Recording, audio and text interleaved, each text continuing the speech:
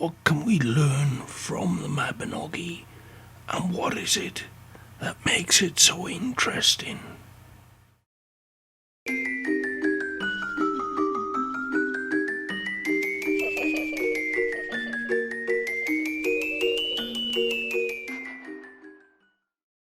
So let's first look at what the Mabinogi actually is.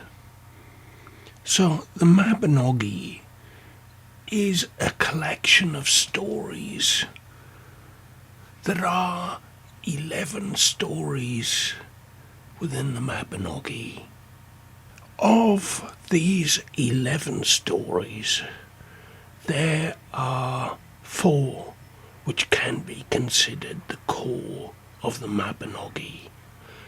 And these 4 stories are tightly joined together, and they have the same characters running throughout the stories, and they all end with the same ending. And so here ends this branch of the Mabinogi.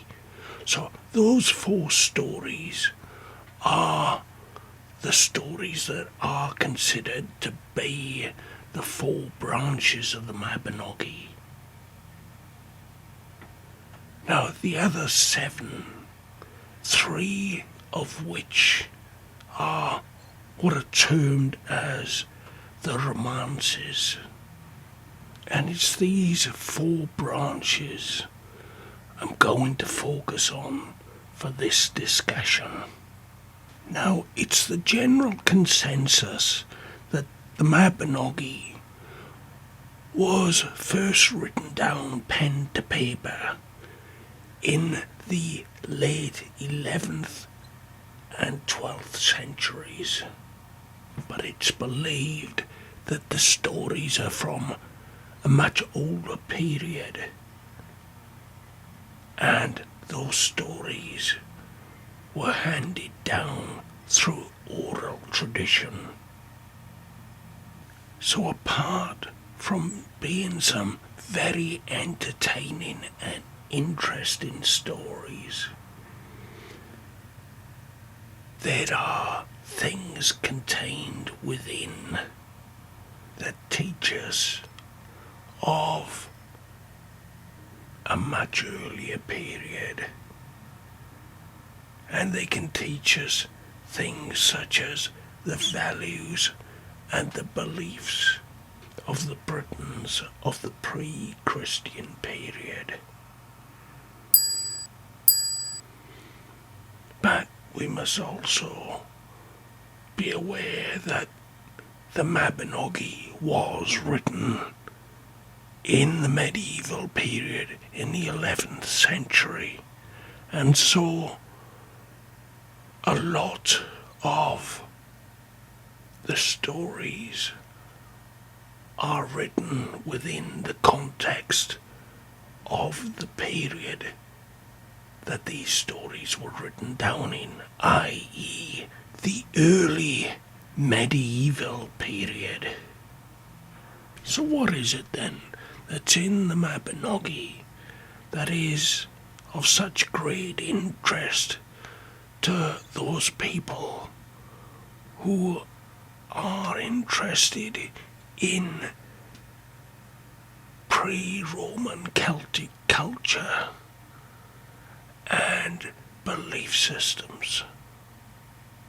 Well, these stories, as I've mentioned before, hark back to a period before the medieval, and there are references to some figures that we know were historical gods.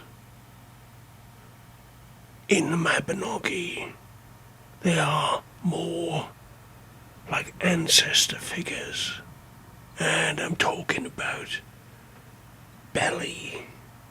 Now, Beli in the Mabinogi was Beli Mawr, one of the kings of Britain.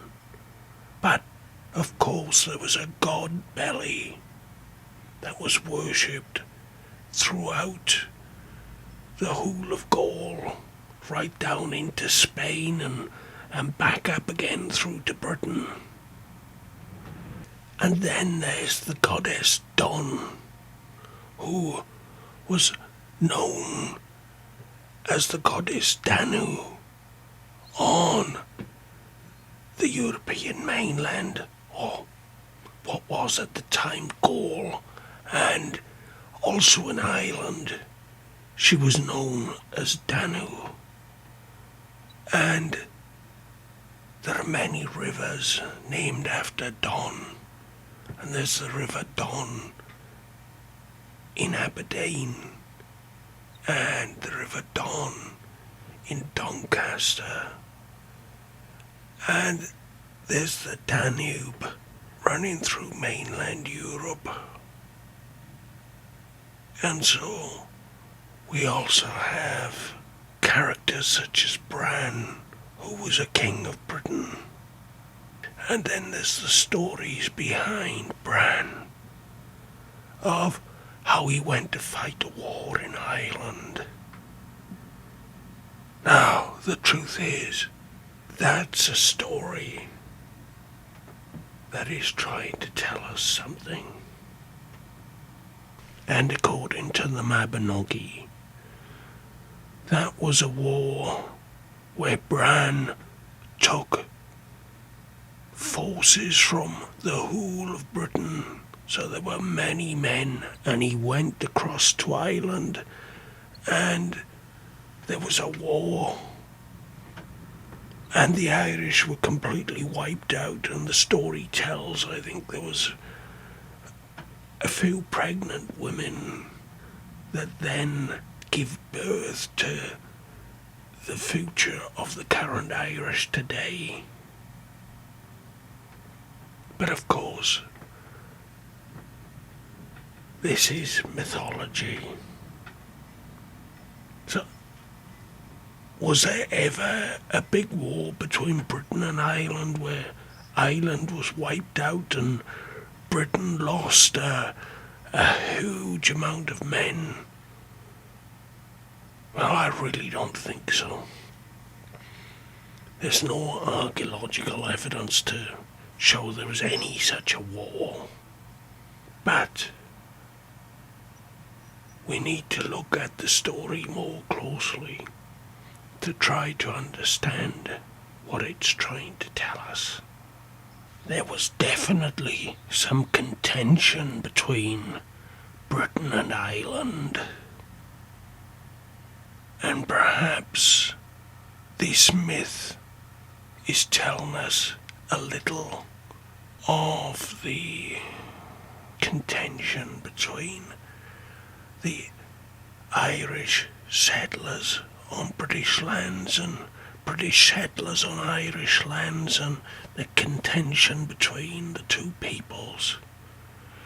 But the story goes on to tell us, while this war with the Irish was happening, that another king seized the throne of Britain, and that king was Cadwallon. And Cadwallon, as I've told in a previous video, was based on what is thought to have been Cassivellaunus of the Catuvellauni tribe. And so perhaps some memories of Catuvellaunus or Cadwallon increasing his power to become the overlord king of Britain. Maybe this is what's being told in the story. The point is that compared against other historical records, there are some things that the Mabinogi can tell us, and in some cases it can help clear up some of the missing pieces of the historical record.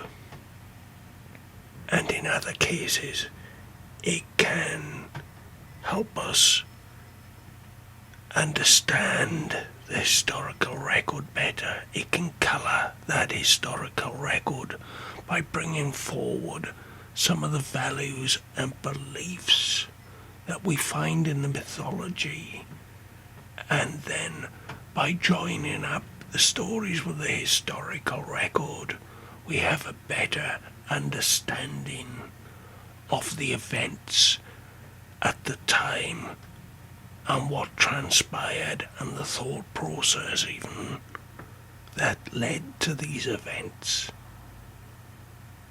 So, the mythological record is important if we can sift out some of this information, and it adds to the historical record, not through knowing historical fact by alluding to certain things that happened in the past that could be in the historical record, but by also telling us of some of the ideas and the values and the mindset that could have led to these occurrences occurring. But one of the most important things we can learn from the Mabinogi are the names of some of the characters involved as the ancestor figures. And these ancestor figures would have been handed down through generation and generation as being the ancestors and the gods of the ancient Britons. So the Mabinogi tells us about Bran, and Bran meaning crow, which of course is one of the symbols for Lu. So is Bran in some way associated with Lu? Bran is the son of Llur. Is Llur in this story Lu? There are other parts of the Mabinogi where Arianrhod, one of Don's daughters, gives birth to a child called Llw, which is generally thought of as being Lu. But remember, these are different stories. This is not historical fact. There is no, oh, Lu is Llw Gifs, the child of Arianrhod. That is one story of Lu. Could Lu be Llur and Bran be the son of Lu? And could this entire story be that we're talking of two gods here? The god Beli and the god Lu. Could it be that the House of Don, with her consort Beli, represents an older belief system of the cult of Beli, whereas the House of Llur represents a newer belief system of Lu? Because we know that both gods existed at around the same time. And so could it be that the House of Don, thought to be representative of the kings of Gwynedd, and the House of Llur representative of the kings of the south? Could it just be that the kings of Gwynedd were of the older religion of Don and Beli, whereas in the south it was of the new religion of Lu? But there is another perspective that says that Belly and Lou were the same god, just seen in a different way. So it could be that those in the north saw the sun god as Belly, and those in the south saw the sun god or the dominant god as being Lou. So the Mabinogi opens up the discussion, and a discussion that we could not get just purely from the historical record.